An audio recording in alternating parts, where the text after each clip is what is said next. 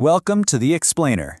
Today, we're diving into the absolute emotional roller coaster that was Week 2 in the Irish Takeover Fantasy League.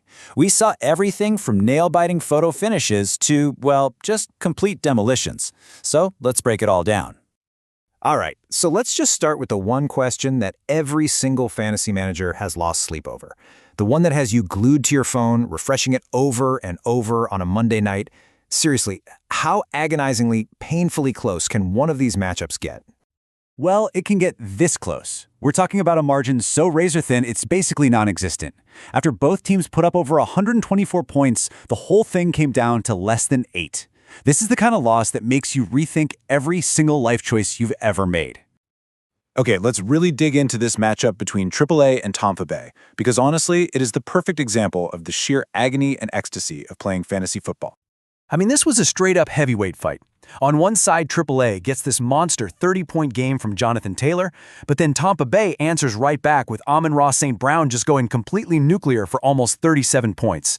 The whole Sunday was just a back-and-forth slugfest. And in the end, despite a truly heroic effort from both managers, Tampa Bay just couldn't get over the finish line. It's just a brutal, painful reminder of the #1 rule of fantasy, right? There is no such thing as a garbage time yard. Every single point matters. But, not every game is a nail-biter that goes down to the final play. Nope, sometimes it's just a complete and total bloodbath. So let's flip the script and look at the other end of the spectrum.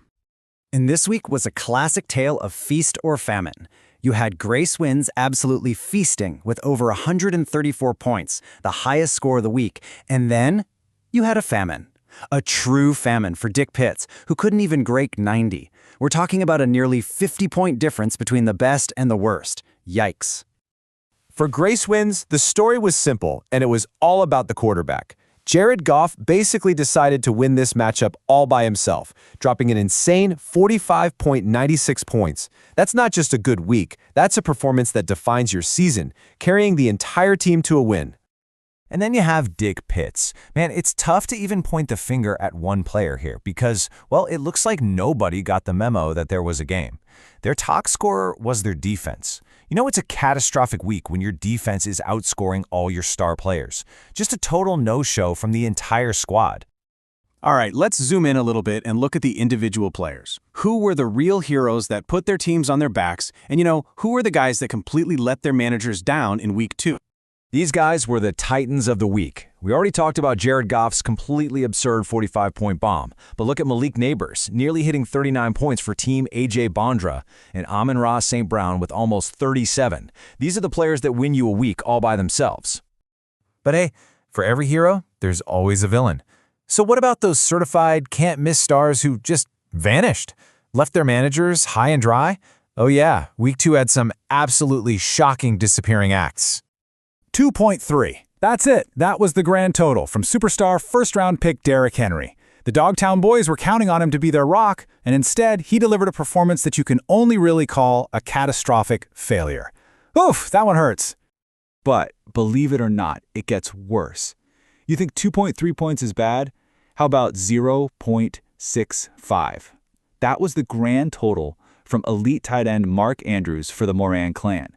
Less than a single point from a guy like that, it's almost impossible, and yet it happened. A truly season-derailing kind of game. So with all this chaos, the close calls, the blowouts, the stars who turned into ghosts, what does it all actually mean for the league?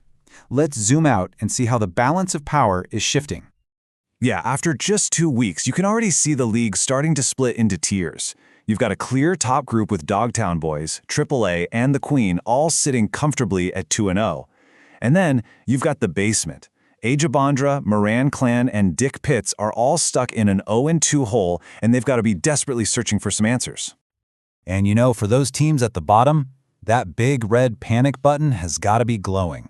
The work starts right now. You got to take a hard, honest look at your roster. You've got to be hitting that waiver wire looking for a diamond in the rough.